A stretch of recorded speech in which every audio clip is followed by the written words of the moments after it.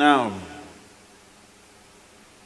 the essence of all this is, first thing is to understand the nature of how existence is happening. Either you can look at this, or you can look at the atom, or you can look at the universe. If you want to look at the universe, it is complex, it is difficult because you don't have a gallery seat, you know. There is no… it is not like a stadium, you can sit somewhere and watch the whole universe. Very difficult, you can only see it in pieces. If you want to watch an atom, nobody has seen an atom, do you know this? Do you know this? Even in a super electron microscope, you can't see an atom. We have observed its activity, but we have never seen an atom as such. But we have broken it. We are capable of breaking things that even we cannot see. That's our… we are very proud of this these days. We can break anything. We can make it or not is a questionable thing, but we can break anything we want. Even if we cannot see it, we can break it. Now, what you see and what you do not see itself is a very dicey thing in the sense, what is it that you can see? Right now, can you see my hand? Yes. You can see my hand only because my hand stops light. If my hand did not stop this light, if it allowed light to pass through, you wouldn't see this hand, yes? Or in other words, right now your visual apparatus can see only those things which stop light. Anything that allows light through, you cannot see it. You cannot see light itself, first of all. Can you see the light that is here? No. Only whatever stops light, you can see it. What does not stop light, you cannot see it. Very bad, isn't it? You must be able to see all those things which allow light to pass through, because they are important things. But right now your visual apparatus are trained to see or capable of seeing only that which stops light. So the whole process of seeing life the way it is means, first of all, evolving an eye, a thoughtless eye, an eye which is free of thought. When I say free of thought, it is free from the taint of memory. Right now, these two eyes are heavily loaded with memory. So you can see this. If you see a group of people like this, if you just casually look like this, among these hundreds of people, if there is one face that you're familiar with, you will see suddenly that face sticks out. Have you noticed this? Have you noticed this? You're going in a street, there are 100 people standing there. Your friend is among that. If you look here, just this friend's face is more clear than the rest of the faces, because this eye works with memory. The more memory you have, the better it sees. No memory, it cannot see. Memory means an accumulated past. Memory means information. Memory means that which does not exist but acts out as if it does. Memories are more real than reality, isn't it so? Yes or no? So I want you to understand, everything in your life is run by memory. Not just your computer stick, everything in your life. When I say memory, not just what you carry here, your very body is a body of memory. Why? If you eat a banana, it becomes a masculine body, and if she eats a banana, it becomes a feminine body, is simply because of the memory that it contains, isn't it? The information that is stored in this body and that body is different. Same banana, it becomes a man, same banana, it becomes a woman. Yes or no? Huh? Are you eating different types of bananas? Same thing, same food if you eat, it is becoming one way. In one person it is becoming dark skin, in another person it's becoming fair skin. How? The memory that you carry. Do you remember your great-great-great-great-great-grandfather? You don't. But his nose is sitting on your face. Your body remembers, isn't it? You may not have no idea who it was, but your body remembers even today. 1,000,000 years ago, how your forefathers were, still it remembers, isn't it? So what you call as my body is just a body of memory. And eyes are loaded with memory. Eye which is loaded with memory, an eye which is corrupted with memory, cannot see anything the way it is. It will only see things as it is convenient because the software is working from inside. It will not allow you to see anything the way it is. This is what traditionally we are referring to as karma. It is there in your body, it is there in your energies, it is there in the way your chemical reactions happen, it is there in your brain, it is there in your mind, it is there in everything. In the very physical energy that you carry, there is memory because you will see each person's energies behave differently from the other simply because of the type of memory it carries.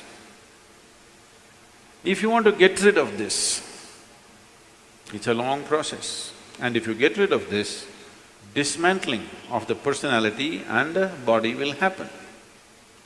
So another way is to create a distance from it. Just hold it little away. When you want to play with it, you play with it. When you want to switch it off, you must be able to switch it off. So for this, an external view is needed. Right now, your ears are loaded with memory, your eyes are loaded with memory, your tongue is loaded with memory. Why? If you are born in Karnataka, if you go to North India, food doesn't taste good, is because the tongue is loaded with memory.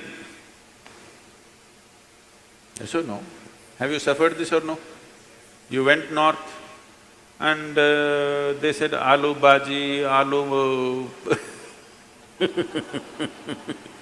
aloo matar, aloo palak, aloo parota, aloo, they said. You couldn't stay there because your tongue is loaded with memory. It wants the same things back, otherwise it will suffer. So what being loaded with memory means is a cocoon of the past is holding you. It will not allow you to even move into the present. A cocoon of the past holds you and you allow it to do this because it feels safe. It creates a cocoon. There is safety, but in safety, there is also imprisonment. You're really safe if we lock you up in a safe, isn't it? But the problem is you can't get out. That's the whole problem. Walls that you build as self-protection, they also become the walls of self-imprisonment. That is the nature of life. If you lock yourself from inside or outside, it's the same thing. As long as you do not open the door, whether somebody locked you from outside or you locked yourself from inside, there is no difference. Anyway you're imprisoned, isn't it?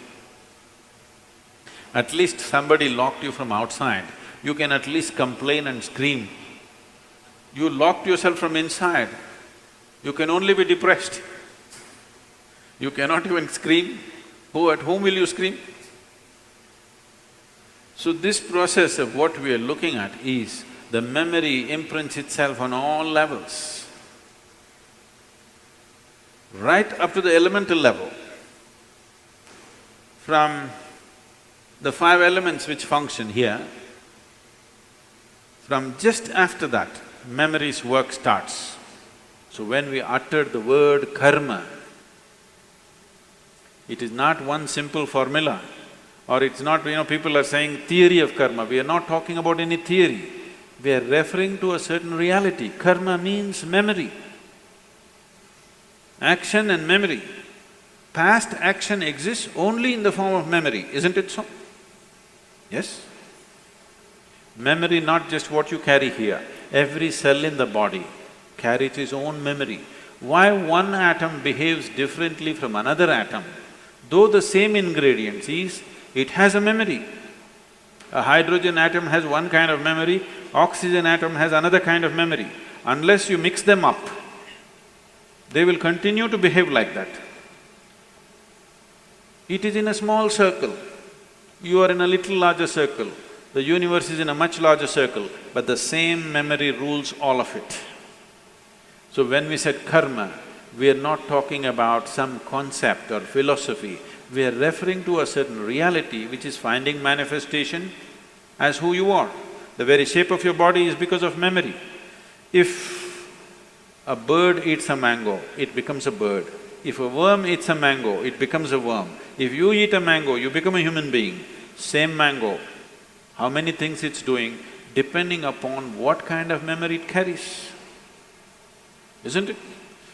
What you call as a seed, if you plant the same seed, if you plant a seed in the same soil, here you plant a mango tree, here you plant an apple tree in the same soil, this will only produce apples, this will only produce mangoes. I know there is a newspaper picture where a jackfruit is become bananas, that's different.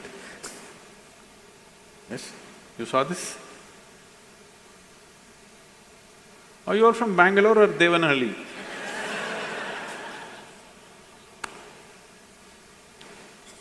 No, you didn't see this?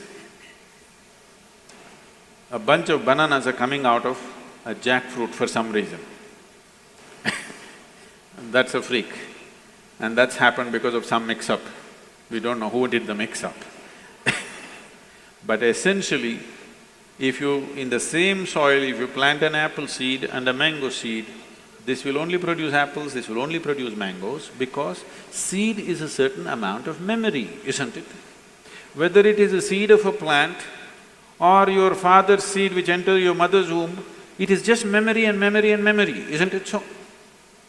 This is karma, and this goes right back, right up to the elemental level, everything is memory. Only the pure element is free from memory. So the idea, when we're starting off Bhutesha, because that's the most important thing, that he mastered the elements, that's why we bow down to him, because he mastered the elements, he has an eye which has no memory, a taintless eye which sees everything just the way it is. So yoga essentially means developing an eye which is not contaminated by memory, which simply sees. It does not see things the way your memory perverts it, it simply sees everything the way it is. This eye will see those things which do not stop light. Right now, these two eyes can only see what stops light. If you start seeing something that does not stop light, that means another dimension of the eye is beginning to function.